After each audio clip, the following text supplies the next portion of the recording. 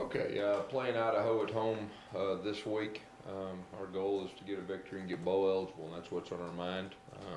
Our guys are ready to hit the practice field today and try to get better. Question? Just looking back at the film from Saturday, especially the second half, what were kind of your takeaways there? Well, I felt like overall our defense did a very good job. And I see our defense getting better each week. They definitely played good enough to win. Offensively, like we said, just didn't get it done. I mean, we got to put more points on the board. Didn't do that in the second half. Stalled a lot. Didn't put drives together. The punt return was definitely a tough one at that point, and that's exactly what I saw. Coach, as far as the play calling on Saturday, what was kind of the breakdown between you and Rhett? Well, we did the same thing we did at Texas A&M, but I mean the bottom line is we don't do well offensively. That's on me. I mean that's just the way it goes. We did the same thing against A&M, got in a rhythm, did a good job. We didn't do a good job Saturday, and that's on me. And I've got to find a way to fix that, and that's what we're working to do to finish this thing the right way offensively. Yeah, we hear so much about how you guys break down between the play calling with you and Rhett. How does it go as far as the substitutions? Does Rhett say, well, hey, I think Peyton should go in this point, or Javon? Yeah, it's really the same way we've been doing it, ever since we've been together. And, we've got Javon and Peyton, which we feel very good about both those guys. And you look at Peyton Barber, he's our leading rusher, and he's had an outstanding year. And Javon has been coming on as of late. And, we have confidence in both those guys. Well, when Javon was averaging almost 10 yards a carry and then only got a couple of carries after that, just why'd you guys go away from him? Yeah, I think he got forward in the second half, and, Peyton went with him, and we got confidence in both of them. So, that was our thinking. How's Sean's knee? He obviously, I think everybody could see he's not 100%.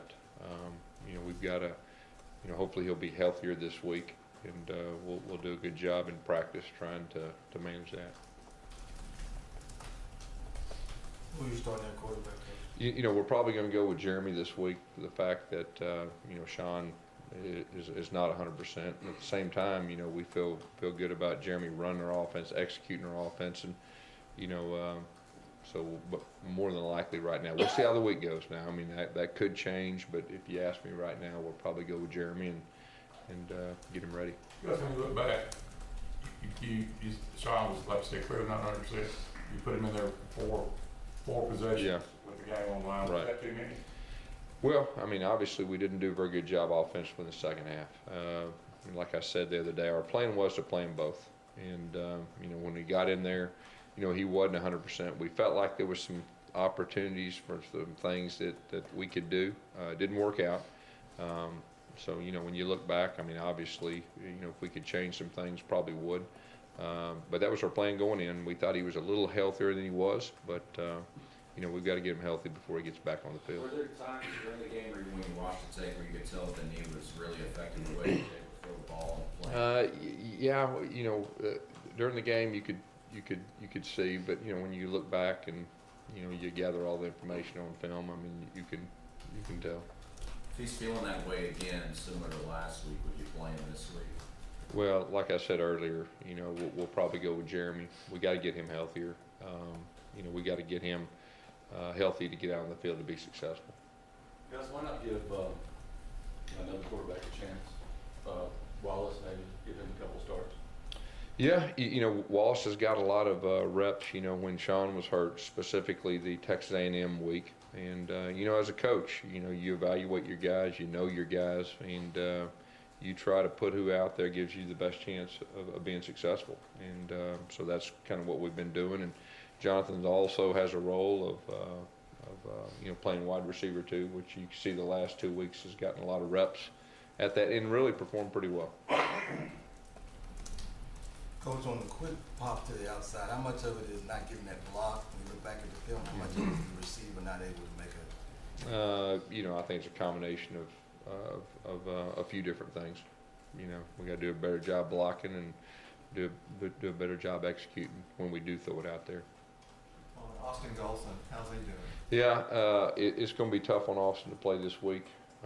I know he'll want to, and he'll try, but I think it's going to be tough. And you know, Danzy's a guy that really came in there and did a solid job for us.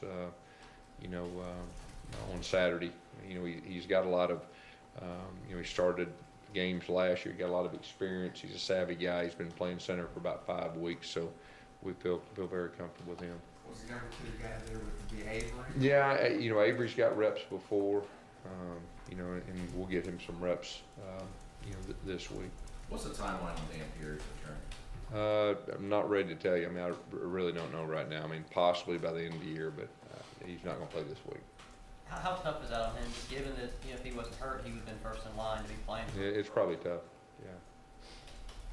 How What about do you Sean think this- Coleman for this game, guys? You know, Sean got a little banged up. You know, we'll see how this week goes.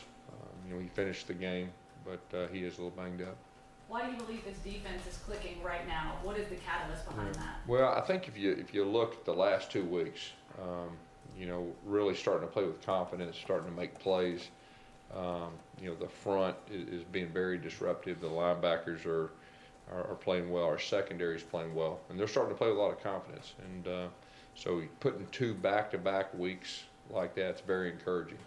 And so you can tell they're playing with a lot of confidence right now. Gus, Cameron Petway had a big game against Arkansas. Has he been hurt ever since? He's battled some issues, yes. Yeah, and I think you saw in Arkansas that, you know, he had a few injuries right there, and he's battled a few things. We held him out the next week to try to get him healthier, but, you know, he's a guy that has improved. You know, he's playing a new position this year. He has improved each week, and, you know, he provides that physical edge, you know, when he is healthy. Is he back? Is he getting close to? He's getting closer. He is getting closer. As far as when it comes to bowl eligibility, what do you get out of those 15 extra practices to build for next year? Yeah, there's no doubt. I mean, you know, you're developing young guys, and it's very beneficial, you know, for the young guys and everything moving forward. And it's good for the coaches too to be working with those young guys and getting them prepared. Coach, you only have a handful of passing plays that have gone for 10 more yards the last 2 weeks. How important is it to open up the Yeah, well, it's that's what we've got to solve. I mean, we've got to have more explosive pass plays, and that's you know, we were able to run the football effectively enough at Texas A&M where we only needed a couple of them. I think we had 2 or 3. As far as that last week, you know, we didn't have that many. Just through 10 games, how would you grade out wide receivers this season? You know, at times we played well. We made some plays down the field. You know, I think when you think about passing game, there's a lot of factors that all have to be clicking to be very effective, and so there's a lot of factors on at times why that hadn't happened. Anything specifically as to why Jeremy struggled at times, Gus? What's that? Anything specifically as to why Jeremy was struggling at times? Well, you know, early in the year, obviously, you know, he went through a storm, but you know, the last 2 weeks he's really starting to settle in, and you can see him getting his confidence back and managing the offense. You don't think he took a step back against Georgia? I mean, you know, he could have played better, but he also did some good things, and you know, we could have played better around him too. Did you see a different Jeremy after he threw that interception than you did earlier in the year mentally? Or Oh yeah. No, I mean, he put it behind him, and he was ready for the next play, and that's what you have to do. When Robert left the game, it looks like he's been playing pretty well. Did he grade out that way? Yeah, he did. Robert's had a very good year for us. He's played some tackle, some tight end. You know, when Sean went down the other day, you know, he went in there. That was our scoring drive, and ran behind him a couple times, and really has started to play with more confidence. And you know, he's been a big positive for our offense this year. Is he a starting left tackle if Sean wants to look early, you think? What's that? Is he potentially starting left tackle? He definitely has the ability to do that, and he would be set up to earn that position. Do you feel like the starting quarterback for the 2016 season is on campus right now? All I'm worried about is Idaho right now, and you know, trying to beat them. Anything else? I guess on that note, I mean, are these the toughest weeks for you as a coach to keep the team motivated when, you know, everyone wants to maybe start thinking about next week and your arch rival and you're playing a team this week you're expected to beat by a lot? No, you know, we talked about it the other day, our coaches and our players, the only thing on our mind is going to be this game and winning this game to get bowl eligible, and we'll take care of next week when it gets here.